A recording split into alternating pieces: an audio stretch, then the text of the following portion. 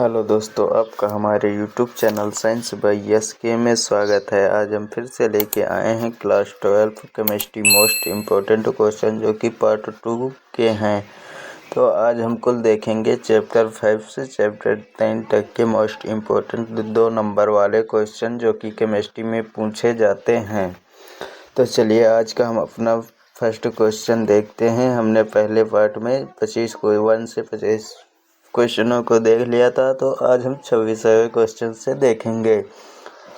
तो हमारा क्वेश्चन क्या है, डीडीटी क्या है, डीडीटी का पर्यावरण पर क्या प्रभाव पड़ता है, इसका उपयोग लिखिए। यानी कि डीडीटी क्या होता है और डीडीटी का पर्यावरण पर क्या प्रभाव पड़ता है और इसका उपयोग पूछ रहा है। तो हमारा डीडीटी का जो पूरा नाम होता है वो डाइक्लोरो डाइफेनिल ट्राइक्लोरोएथेन होता है। तो हमारा आंसर है डीडीटी का पूरा नाम डाइक्लोरो डाइफेनिल ट्राइक्लोरोएथेन यानी कि डाइक्लोरो डाइफेनिल ट्राइक्लोरोएथेन होता है। अब हमारा डीडीटी का पर्यावरण पर क्या प्रभाव पड़ता है, तो यह एक ऐसा पदार्थ है जो पर्यावरण में जल्द अवघटित नहीं होता है। यानी कि जो डीडीटी होता है यह एक ऐसा पदार्थ है जो पर्यावरण में जल्दी अवघटित नहीं होता है, अर्थात जैव अवघटन इसका नहीं होता है। यानी कि यह नष्ट नहीं किया जा सकता है। इसके अवशेष वातावरण में रहते हैं। जब यह नष्ट नहीं होगा तो इसके अवशेष क्या वातावरण में तो रहेंगे ही रहेंगे, तथा इसका प्रभाव लंबे समय तक रहता है। यह जीवित प्राणियों के लिए अत्यंत घातक व विषैला होता है। जैसे कोई भी चीज़ है वह नष्ट नहीं होगी अधिक दिनों के लिए, तो वह क्या जीवित प्राणियों के लिए अत्यंत घातक व विषैला भी हो सकती है, जैसे कि एक डीडीटी हो गया। इसी कारण से कई देशों में इसका उपयोग बंद कर दिया गया है। यानी कि इसी कारण कई देशों में डीडीटी यानी डाइक्लोरो डाइफेनिल ट्राइक्लोरोएथेन का उपयोग कई देशों में बंद कर दिया गया है। किसके कारण से?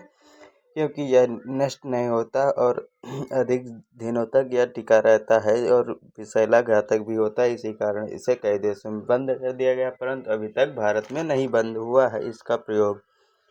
अगला है, इसका प्रयोग कीटनाशक के रूप में करते हैं। यानी कि इसका प्रयोग कीटनाशक के रूप में करता है। तो यहाँ पे क्या पूछ रहा है क्वेश्चन में, इसका उपयोग लिखिए। तो इसका उपयोग होता है कीटनाशक के रूप में करते हैं। तो हम आशा करते हैं आपको पहला क्वेश्चन समझ में आ गया होगा। हम चलते हैं नेक्स्ट क्वेश्चन पर। तो हमारा नेक्स्ट क्वेश्चन क्या है, फ्रियान। हमारा अगला क्वेश्चन है फ्रियान क्लोरोफ्लोरोकार्बन। यानी कि फ्रियान क्या होता है, तो क्लोरोफ्लोरोकार्बन है। यानी कि फ्रियान क्या है, इसका वातावरण पर क्या प्रभाव पड़ता है, इसका उपयोग लिखिए। यानी कि जो फ्रियान या क्लोरोफ्लोरोकार्बन होता है इसका वातावरण में क्या प्रभाव पड़ता है।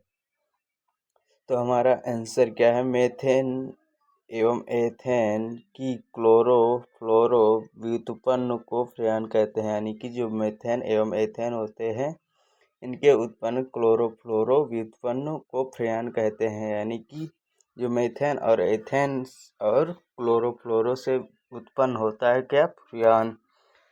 यह एक निरावेशी, असंक्षारक तथा आसानी से द्रवित होने वाली गैस है। यानी कि जो क्लोरोफ्लोरो जो फ्रियान गैस है यह असंक्षारक तथा आसानी से द्रवित होने वाली गैस है। इसके रासायनिक घटक हवा से गुजरते समय ओजोन परत को नष्ट कर देते हैं। यानी कि किसके, तो फ्रियान के जो रासायनिक घटक होते हैं वो हवा से गुजरते समय जो ओजोन परत होती है जो कि सूर्य की परावैंगनिक किरणों को पृथ्वी पे आने से रोकती है, उसी परत को ये क्या कर देती है फ्रियान, तो उस परत को नष्ट कर देती है। ओजोन परत के क्षय होने से पृथ्वी की सतह पर पहुंचने वाली परावैंगनी विकिरण की मात्रा बढ़ जाती है, जिससे लोगों के स्वास्थ्य को गंभीर खतरा होता है। यानी कि जब क्या फ्रियान के कारण क्या होगा, जब ओजोन परत नष्ट हो जाएगी तो जो सूर्य की परावैंगनी किरणें होंगी वो पृथ्वी पर आएंगे और मनुष्यों पर पड़ेंगी। तो इससे क्या है, बहुत ही हानियाँ होती है तथा बहुत स्वास्थ्य रोग होते हैं और जो गंभीर खतरा हो जाता है। आगे है, इसका उपयोग रेफ्रिजरेटर वातानुकूलक में प्रशीतक के रूप में किया जाता है। यानी कि जो रेफ्रिजरेटर होता है उसमें वातानुकूलक के प्रशीतक के रूप में किया जाता है। इसका तो फ्रेयन का, इसका सूत्र क्या होता है फ्रेयन का, तो CF2Cl2। तो यह क्या है, फ्रेयन का सूत्र है। अब हम चलते हैं अपने अगले क्वेश्चन पर, जो कि हमारा अगला क्वेश्चन है, कार्बन टेट्राक्लोराइड क्या है। यानी कि कार्बन टेट्राक्लोराइड क्या होता है, इसका पर्यावरण पर क्या प्रभाव पड़ता है, इसका उपयोग लिखिए। ये क्वेश्चन लगभग हर बार पूछे ही जाते हैं केमिस्ट्री में 2 नंबरों में। तो हमारा आंसर है कार्बन टेट्राक्लोराइड। यानी कि जो कार्बन होता है वो कार्बन टेट्राक्लोराइड एक अज्वलनशील एवं जहरीला यौगिक है। जो कार्बन टेट्राक्लोराइड है वो अज्वलनशील यानी कि जल्दी नहीं है और जहरीला यौगिक है। जल में अविलेय है, परंतु कार्बनिक विलायकों में विलेय है। यानी कि जो जल होता है उसमें अविलेय है, लेकिन जो कार्बनिक यौगिक होते हैं उसमें विलेय है। आगे है, यह पर्यावरण के लिए बहुत घातक है क्योंकि यह ओजोन परत को नष्ट करता है। यानी कि जो कार्बन टेट्राक्लोराइड है यह भी ओजोन परत को नष्ट करती है, जो स्वास्थ्य के लिए अत्यधिक खतरनाक। इसका उपयोग अग्निशामक यंत्रों में प्रशीतक के रूप में किया जाता है। यानी कि जो अग्निशामक यंत्र होते हैं उसमें किसके रूप में किया जाता है, तो प्रशीतक के रूप में किसका, कार्बन टेट्राक्लोराइड का उपयोग किया जाता है। अगला आगे है हमारा, विलायक के रूप में भी किया जाता है। तो कार्बन टेट्राक्लोराइड का जो कि विलायक के रूप में भी किया जाता है। तो कार्बन टेट्राक्लोराइड का सूत्र क्या होता है, तो CCl4 होता है। जो कार्बन टेट्राक्लोराइड होता है तो इसका सूत्र CCl4 होता है। तो हम चलते हैं अपने नेक्स्ट क्वेश्चन पर, जो कि हमारा नेक्स्ट क्वेश्चन क्या है, सौंदर्य प्रसाधनों में कौन सा अल्कोहल का प्रयोग किया जाता है तथा क्यों। यानी कि जो सौंदर्य यानी कि जो सजने धजने की सामग्रियाँ होती हैं उसमें जो कि अल्कोहल का प्रयोग क्यों किया जाता है, क्यों किया जाता है और क्यों। तो हमारा आंसर क्या है, सौंदर्य प्रसाधनों के लिए एथिल अल्कोहल का प्रयोग, यहाँ पर गलती हो गई टाइपिंग में, एथिल है यहाँ पर। सौंदर्य प्रसाधनों के लिए एथिल अल्कोहल का प्रयोग क्योंकि यह एक अच्छा विलायक है। यानी कि जो एथिल अल्कोहल होता है यह क्या है, तो एक अच्छा विलायक है, इसीलिए तथा उदासीन होने के साथ साथ विषैला भी नहीं होता है। जो यानी कि जो एथिल अल्कोहल होता है वह उदासीन तो होता ही है, उसके साथ साथ यह विषैला भी नहीं होता है। इसीलिए अल्कोहल का प्रयोग जो कि सौंदर्य प्रसाधनों में किया जाता है, यानी कि सजने धजने वाली सामग्रियों में अल्कोहल का प्रयोग किया जाता है। तो हम चलते हैं अपने नेक्स्ट क्वेश्चन पर। हमारा नेक्स्ट क्वेश्चन है, अल्कोहल का क्वथनांक ईथर की अपेक्षा अधिक क्यों होता है। यानी कि जो अल्कोहल का क्वथनांक ईथर की अपेक्षा अधिक क्यों होता है। जो ईथर होता है उसका क्वथनांक कम होता है और अल्कोहल का क्वथनांक जो कि उच्च होता है, तो वही पूछ रहा है। तो हमारा आंसर क्या है, एल्कोहल के अणुओं के बीच प्रबल हाइड्रोजन बंध उपस्थित होने के कारण परस्पर संयोग करके विशाल अणु बनाते हैं। यानी कि जो एल्कोहल होता है, एल्कोहल के जो अणुओं के बीच प्रबल हाइड्रोजन बंध उपस्थित होने के कारण क्या होता है, तो ये परस्पर संयोग करके विशाल अणु बनाते हैं। तो कौन बनाता है, जो कि एल्कोहल होता है वो हाइड्रोजन के प्रबल बंधों के साथ ये संयोग करके विशाल अणु बनाते हैं। आगे हमारा, इन अणुओं को एक दूसरे से अलग करने के लिए अतिरिक्त ऊष्मा की आवश्यकता होती है। यानी कि जो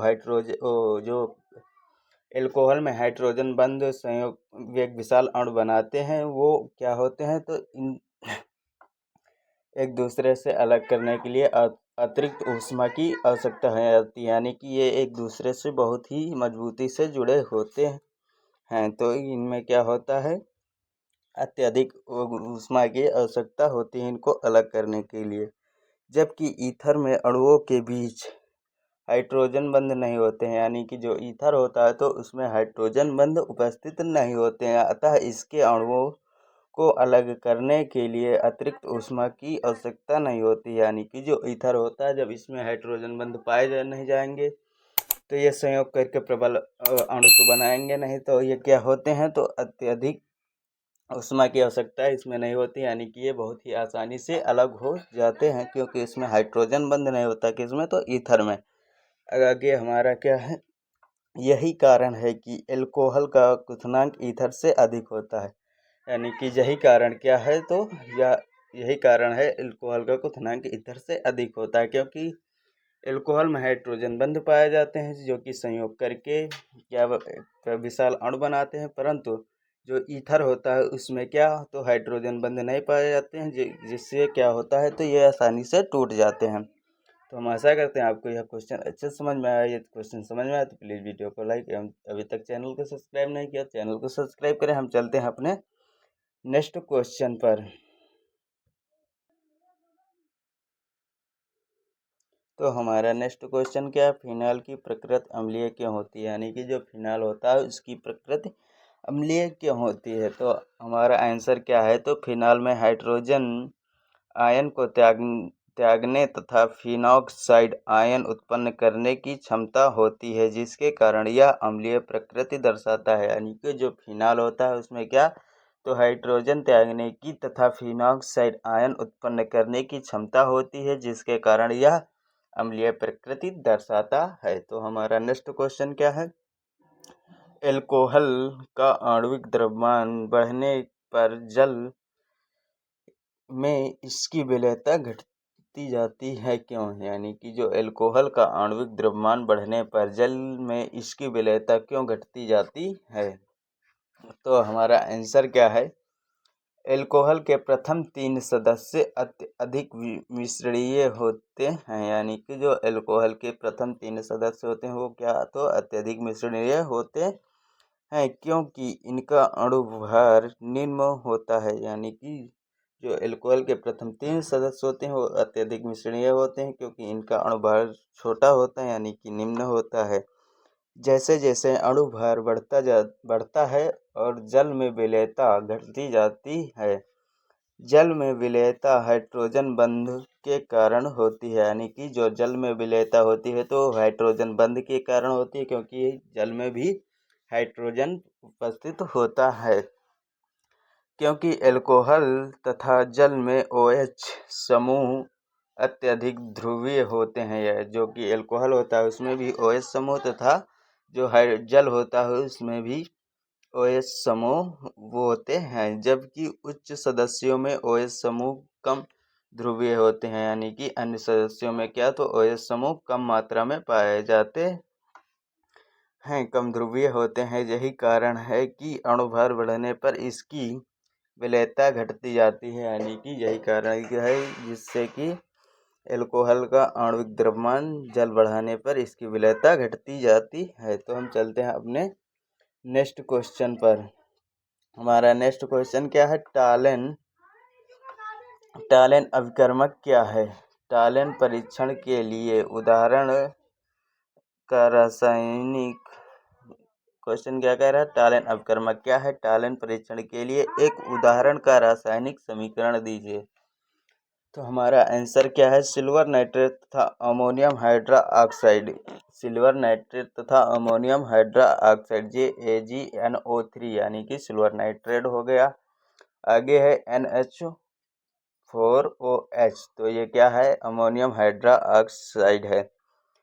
विलयन को टालेन अभिकर्मक कहा जाता है। यानी कि जो सिल्वर नाइट्रेट तथा अमोनियम हाइड्रोक्साइड होती है इसी के विलयन को टालेन अभिकर्मक कहा जाता है। एल्डिहाइड टालेन अभिकर्मक से क्रिया करके रजत दर्पण बनाता है। यानी कि जो एल्डिहाइड होती है तो वो क्या, सिल्वर नाइट्रेट तथा अमोनियम हाइड्रोक्साइड से क्रिया करके क्या बनाता है, तो रजत दर्पण बनाता है। जैसे कि यहाँ पर अब क्रिया दी गई है, तो यहाँ पर CH3CHO क्या हो गया, तो यह एल्डिहाइड हो गया। Ag2O क्या हो गया, तो टालेन अभिकर्मक हो गया। आगे क्या है, यहाँ पर रजत दर्पण बना रहा है Ag यानी कि 2Ag, तो यह रजत दर्पण है। तो हम चलते हैं अपने नेक्स्ट क्वेश्चन पर। हमारा नेक्स्ट क्वेश्चन क्या है, फेलिंग विलयन क्या है। फेलिंग विलयन की एल्डिहाइड के साथ अभिक्रिया का समीकरण लिखिए। तो हमारा आंसर है फेलिंग विलयन CuO, यानी कि जो फेलिंग विलयन होता है इसका सूत्र क्या है, तो CuO का एक रासायनिक अभिकर्मक है। जो फेलिंग विलयन है जो CuO का एक रासायनिक अभिकर्मक है। जब इसकी क्रिया एल्डिहाइड के साथ कराई जाती है तो क्यूप्रस ऑक्साइड का लाल अवक्षेप प्राप्त होता है। यानी कि जो CuO होता है, जब इसकी क्रिया एल्डिहाइड के साथ कराई जाती है तो क्यूप्रस ऑक्साइड का लाल अवक्षेप प्राप्त होता है। तो अब हम चलते हैं अपने नेक्स्ट क्वेश्चन पर। हमारा नेक्स्ट क्वेश्चन है, एमीन किसे कहते हैं। अमोनिया के अणु यानी कि जो अमोनिया के अणु होते हैं वो एक या दो या सभी हाइड्रोजन परमाणुओं को एल्किल या एरिल समूह द्वारा विस्थापित करने से जो यौगिक बनता है उसे एमीन कहते हैं। क्या होता है, जब अमोनिया के एक ही अणु या दो अणु या सभी हाइड्रोजन परमाणुओं को एल्किल या एरिल समूह द्वारा विस्थापित करने से जो यौगिक बनता है उसे ही क्या कहते हैं, तो उसे ही एमीन कहते हैं। अगला हमारा क्वेश्चन है, एथिल एमीन जल में विलेय है लेकिन बेंजेनेमीन नहीं है, क्यों। यानी कि जो एथिल एमीन है वो जल में विलेय है, जबकि जो बेंजेनेमीन है वो क्या है, तो जल में विलेय नहीं है। ऐसा क्यों होता है, तो चलिए हम आगे देखते हैं। एथिल एमीन जल के अणुओं के साथ हाइड्रोजन बंध बनाता है। जो ये एथिल एमीन होता है वो जल के अणुओं के साथ क्या करता है, तो हाइड्रोजन बंध बनाता है, जिसके कारण यह जल में विलय है। यानी कि यह हाइड्रोजन बंध बनाता है एथिल एमीन, तो यह जल में विलय है। लेकिन बेंजेन एमीन जो कि होता है वो जल के साथ हाइड्रोजन बंध नहीं बनाता है, जिसके कारण यह जल में विलय नहीं है। यानी कि जो बेंजेन एमीन है वो जल के साथ हाइड्रोजन बंध नहीं बनाता है, जिसके कारण यह जल में अविलेय होता है। तो हमारा अगला क्वेश्चन क्या है, मॉलिस परीक्षण क्या होता है। तो मॉलिस परीक्षण हमारा आंसर है, पदार्थ के जलीय विलयन में 2 ml में 2 ml, यानी कि जो पदार्थ का जलीय विलयन होता है उसमें 2 ml पदार्थ तथा 2 ml मॉलिस अभिकर्मक का अल्फा नेप्थॉल का एथिल एल्कोहल में क्या करते हैं, 10% विलयन डालकर परख नली को बिना हिलाए बहुत ही सावधानी से परख नली की दीवार के सहारे बूंद बूंद करके सल्फ्यूरिक अम्ल डालने पर दो परतों के बीच लाल या भूरे रंग का छल्ला बनता है। यानी कि जब क्या करते हैं, मॉलिस अभिकर्मक में अल्फा नेप्थॉल का एथिल अल्कोहल 10% विलयन डालकर परख नली को बिना हिलाए सावधानी के साथ दीवार के सहारे बूंद बूंद करके सल्फ्यूरिक अम्ल डालते हैं, तो दो परतों के बीच क्या बनता है, 3 परतें बनती हैं, तो 2 परतों के बीच में एक छल्ला बनता है, जिससे क्या है, जो कुछ समय बाद बैंगनी रंग का हो जाता है। यानी कि जो छल्ला बनता है 2 परतों के बीच में वह कुछ समय बाद बैंगनी हो जाता है। तो पदार्थ में कार्बोहाइड्रेट की उपस्थिति क्या निश्चित होता है। यानी कि जो बीच में छल्ला बनता है वह कुछ समय पश्चात बैंगनी रंग का हो जाता है, तब पता चलता है कि इस पदार्थ में कार्बोहाइड्रेट उपस्थित है कि नहीं। तो हमारा नेक्स्ट क्वेश्चन क्या है, विटामिन क्या है, ये किस प्रकार वर्गीकृत किए जाते हैं। रक्त के स्कंदन के लिए उत्तरदायी विटामिन का नाम लिखिए। यानी कि विटामिन क्या होते हैं, ये किस प्रकार वर्गीकृत किए गए हैं। रक्त के स्कंदन के लिए उत्तरदायी विटामिन कौन कौन से हैं। यह भी क्वेश्चन बहुत ही इम्पोर्टेंट है। यह भी क्वेश्चन लगभग हर बार बोर्ड एग्जाम में पूछा जाता है।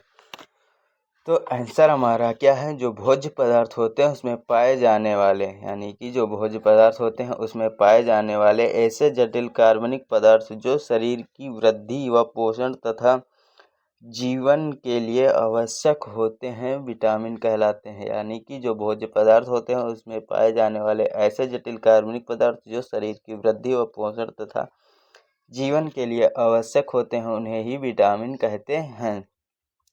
रक्त के स्कंदन के लिए उत्तरदायी विटामिन क्या है? तो रक्त के स्कंदन के लिए उत्तरदायी विटामिन के होता है।